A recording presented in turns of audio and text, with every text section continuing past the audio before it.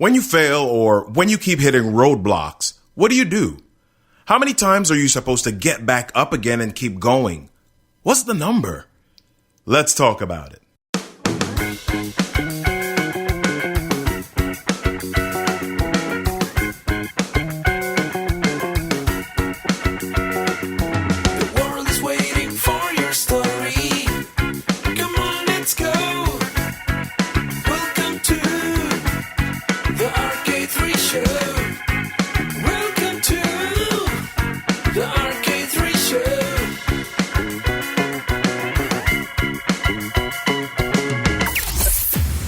Welcome to the RK3 Show. I'm Robert Kennedy III, RK3. That's me. Welcome to episode 44 of the podcast. Today, we're going to talk about an important topic, an important word, and that word is, wait a minute, should I tell you the word this early? Maybe I just want to keep you around for a moment before I spill the beans. All right. Maybe I just want to toy with your emotions for a second. No, I'm playing. Before we get to the word, though, really, I want to remind you about some of the other great episodes we've had recently. I want you to check out episode 40, the 5 things I learned in improv. That's a great episode, if I do say so myself. Not only do I want you to listen to it, I want to make a request. Download it, then please head over to Apple Podcasts and leave a review for it, for that specific episode. If you're not sure how to do it, I've created a video about it, and the link is in the show notes, okay? Here's another episode 38 with Jessica Rhodes, where she talks about growing your business through podcast interview guesting. Great episode also. Listen, take notes, and leave a review for that one. Now, before we get to the show, I wanted to let you know about a super special VIP session I'll be doing with speakers and storytellers coming soon in December. We'll be doing a 2-hour strategy and roadmap session.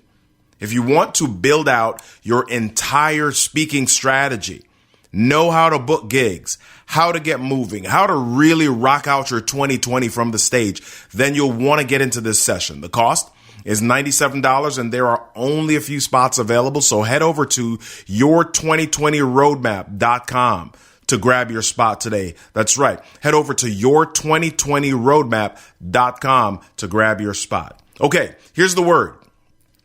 Today's word is resilience. What exactly is resilience?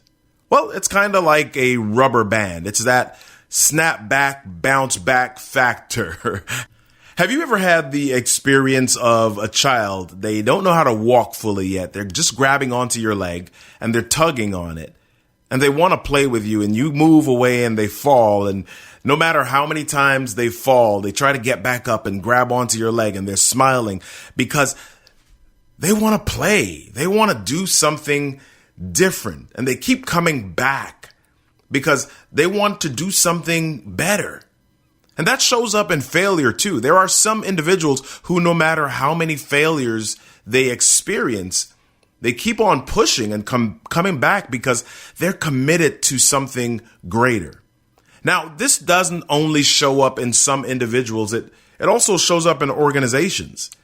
My guest today, Richard Citrin, has written a book called The Resilience Advantage, which talks about ideas from neuropsychology, education, the arts, sports, and positive psychology, pushing all of that into practical and effective strategies for individuals and organizations who struggle with the day-to-day stresses of today's complex and challenging workplace. Just as a point of reference, Richard's book is co-authored with one of our former guests, Alan Weiss, who appeared in episode 23. I want you to check out the show notes for the link to this book, The Resilience Advantage. Let's jump into the show with my guest today, Richard Citrin.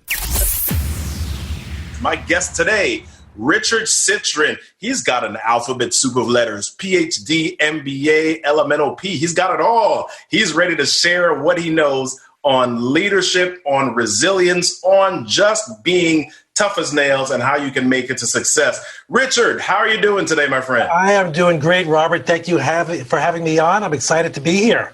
I didn't know I had that many letters, but I'll have to try to use all of them next time. Yeah. Well, listen, I'm glad that you're here, and I'm excited about the topic that we're going to be chatting about today. I'm excited about your book. I had a chance to go through quite a bit of it, and you actually have another one coming out, and we'll talk about that in a little bit. But this first one that I want to talk about is the resilience advantage.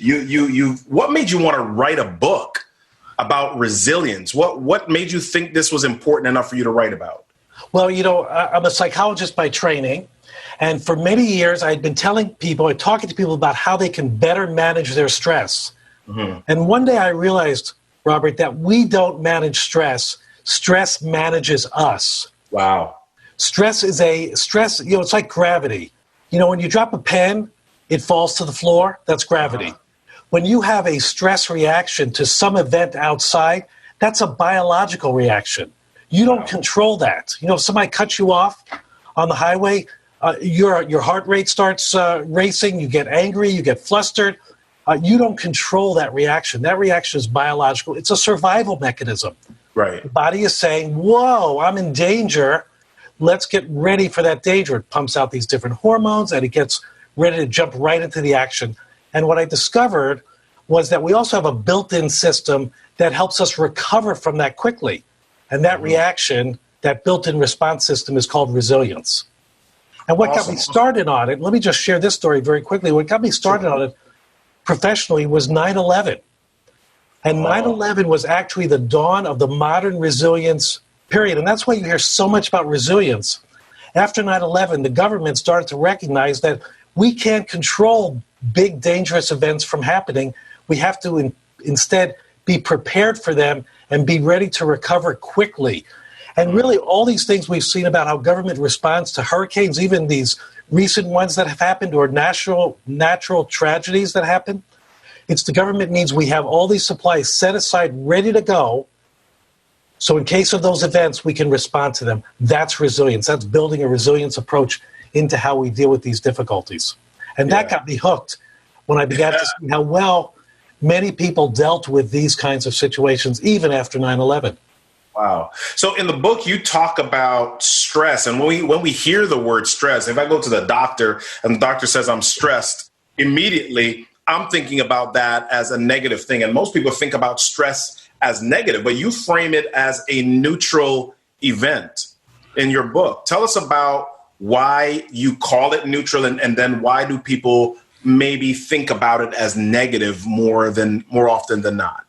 Well, I think the example I just used a minute ago about somebody cutting you off on the highway, or it could be getting a phone call from your boss and she says, hey, would you come on up to my office? Now, that is a neutral event. Come up to my office. It could be good, could be bad, could be nothing. Our reaction to it is what makes it stressful.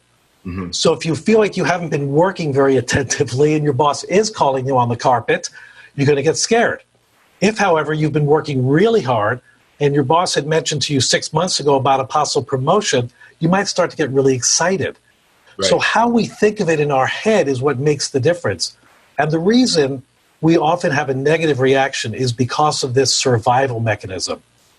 So, 10,000 years ago, our ancestors were walking on the savannah, hunting for the woolly mammoth, but they were also looking behind their shoulder to make sure the saber-toothed tiger wasn't hunting them. That defense mechanism, unfortunately, still operates on us today, and we're always geared towards protecting the downside. It's one of the resilience strategies we talk about, which is how do we look at the upside? How do we look at what the possibilities are? Mm-hmm. In fact, I was just talking to a client a few minutes ago, and we were talking about a promotion for her, but she said, what if I don't get the promotion and they don't give me what I want? And instead I suggested to her, what if you tell them what you want? You're bringing great value to this company. What is it that you want to do instead of waiting to see what they want to offer you?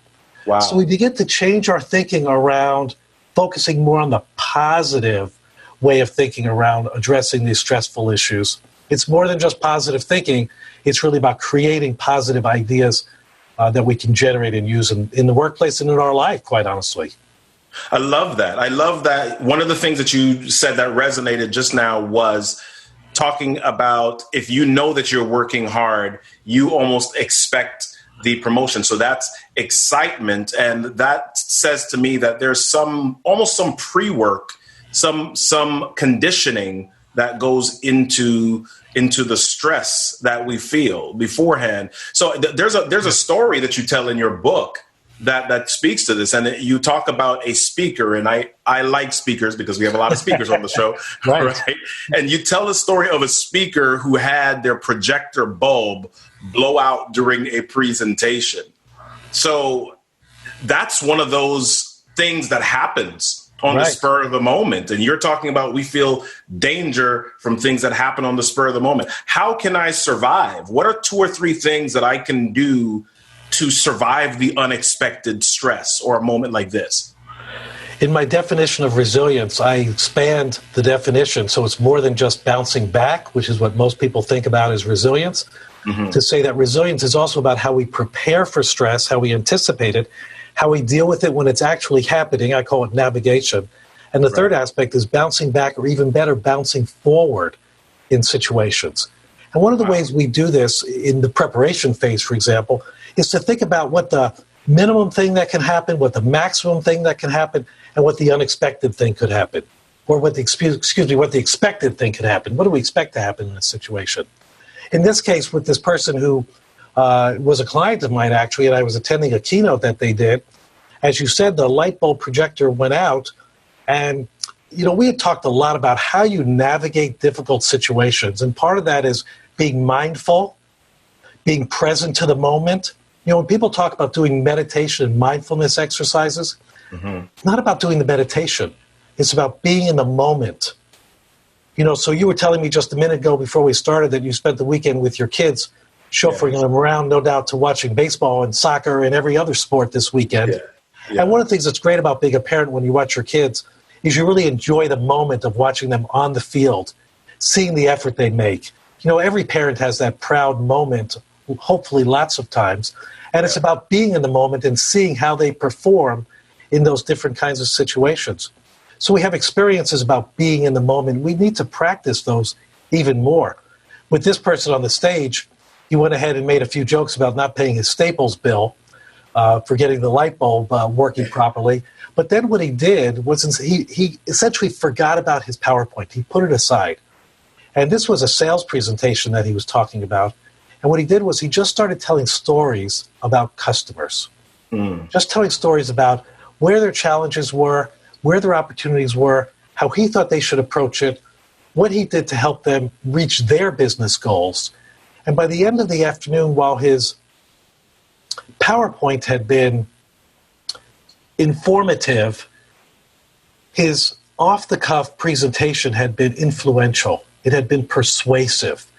People were sold on what the story is because people are much more impacted by their emotional response to information than they are to their factual response to information. And for him, it was about being in the moment and recognizing that these things happen and shifting his thinking around to telling a story instead of going with data. It was really a beautiful display. Communication, motivation, leadership, and more. You're listening to the RK3 Show. Hey there, just a quick reminder, if you haven't registered yet, go register for the web class. 5 simple strategies to get paid for public speaking. You won't regret it. If you have a story to tell or expertise to share, then you need to hop on this webinar. Isn't it time you got paid for your pain? Check the show notes and sign up today. And now, back to the show. So you talk about the using what if, and you talk about preparing yourself. Yes. And a lot of times people hear this and they say, okay, that's great, Richard, that I can do that if I'm sitting with you as my coach. I can do that if I'm sitting in a training session or if I'm sitting with somebody else. But the average person doesn't have the time to do that type of work. How do you respond to somebody who says, geez, I'd love to prepare, I just don't know where to fit it in? Well, the opportunities happen every single day. So it's not something that you have to prepare for. The phrase I use is I'm going to build it in, not bolt it on. So my preparation is not going to be a special time I have to do. It's going to be part of my daily routine that I do. It may be, for me, a lot of my preparation time happens when I walk my dog in the morning. I'm going to be doing it anyway. Instead of listening to the radio, I'm thinking about what my day might be. When I'm in a meeting with somebody or at a team meeting, I'm anticipating what the discussion might be and what the possible areas for topics might be, and I'm jotting those down so that I have an opportunity to think about these things as they're happening rather than, we are easily distracted.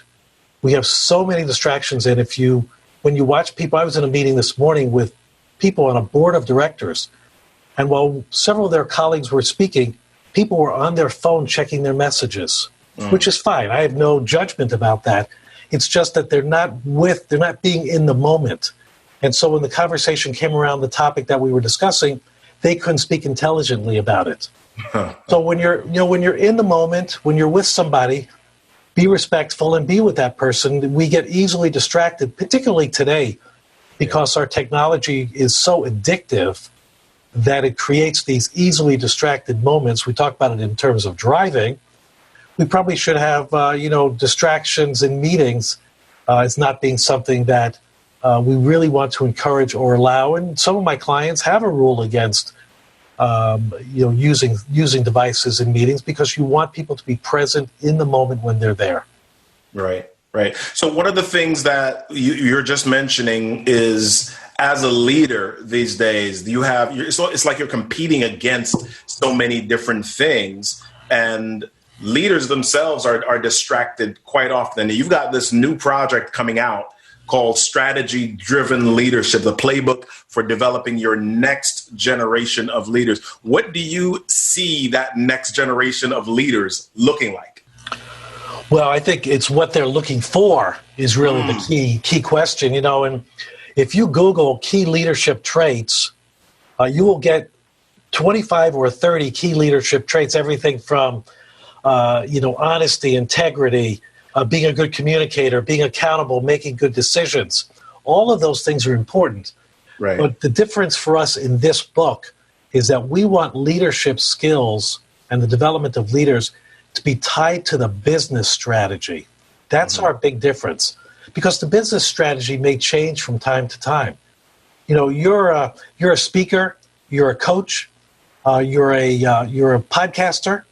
There are a certain set of skills associated with that, and you may find that your business changes over time. It begins to morph so that you become better known as a speaker. Right. What are the implications of skills that you need as a speaker to drive your business to great success versus the skills that you might need as a coach? There may be a different set of skills. And what we talk about in this book is how we have to change the development of leaders, young leaders particularly, but also these older folks who are moving on from their roles, so that the skills that they develop are tied to the business strategy, because that changes. And instead of just saying, here are the 5 skills you need to be a leader, decision making may be important, but maybe you're not in a role where you're making important decisions. You're in the innovation group. You just have to come up with thousands of ideas without worrying about decisions. So the skills and competencies of leadership change based on what the strategy of the organization is all about. Awesome.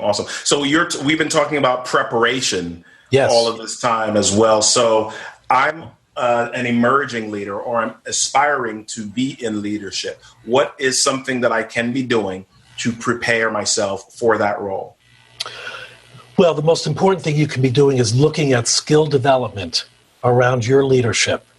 And when we talk about skill development, we're talking about learning, putting yourself in a situation where you can learn from experience. There's a formula that's used for development of leaders, and we call it the 70-20-10 formula. And the 70-20-10 formula is that 70% of your learning comes from experiences you have. You volunteer for a project. You help with a turnaround. You learn how to be a speaker by actually doing it. 20% is through some coaching or mentoring you get from somebody. That's important.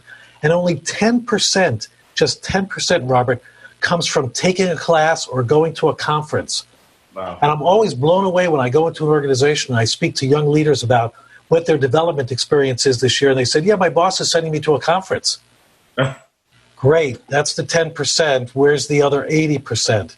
What are you going to do to make the mistake, to learn from experience so that you can begin to master that skill? You know, the first time you did podcasts, you probably didn't get them right. Your questions were a little stilted. Maybe your technology didn't work. Yep. But after 4 or 5 of them, you figured it out, and now you've become a master at doing it. Yeah. It takes time to do these experiences, and what's most important for young leaders is for him or her to put herself in situations where they can get diverse experiences, whether it be, as I said, turnarounds, it could be running a project, it could be taking on a new innovation idea, it could be leading a group that's failed, it could be all kinds. There's dozens of different experiences, and volunteering, putting yourself in a position for your organization where you're serving on a committee around diversity and inclusion, or around social, planning the next social event for your group. That's awesome. Richard, this is great information. I want people to get a little bit more of you, and more so I want them to grab the book, Strategy Driven Leadership, the playbook for developing your next generation of leaders. Where can people find out more about you, or where do you hang out online? Where can they connect with you? Well, they can connect with me at citrinconsulting.com. That's my website. The book is going to be, as well as Resilience Advantage, is also available on Amazon, so you can find it there. My Twitter handle is at Richard Citrin, as is my LinkedIn account is also Richard Citrin as well, so people can connect me there. I blog weekly. I have a weekly newsletter called Resilient Wednesday that people absolutely love. Robert, I put it not on Monday, not on Friday, but on Wednesday, because that's the day people need to get over that hump. They need a little bit of push around resilience, and I cover all kinds of amazing topics. I get fantastic feedback. I'm doing one soon on kids. I cover kids, adults, as well as obviously workplace issues and how to address and feed off our stress so that we become better and better people. We all have stress. It's unavoidable. You can plan for it and minimize it, but it's a built-in part of life. It happens. And when it happens, the big question is, what will you do with it? This is one of life's defining factors. When you're hit with the hard stuff, what will you do? Will you recoil, or will you bounce back? Will you pull back, or will you push through? One of my speaker friends, Willie Jolly, says a setback is a setup for a comeback. This is resilience. Dealing with whatever is in front of you with a positive attitude and knowing that it's not the end. Instead, taking that experience and using it as fuel for your next step. That is resilience. That is life. Listen, I want to invite you to go over to Apple Podcasts to leave a ranking, rating, and a review for the show. Also, head over to the other major podcast outlets, wherever you listen to podcasts: Spotify, Pandora, Google Play, Stitcher, iHeartRadio, TuneIn, wherever you listen to podcasts. Then be sure to head over to the show notes to grab the links and the resources from this episode. I hope you had fun.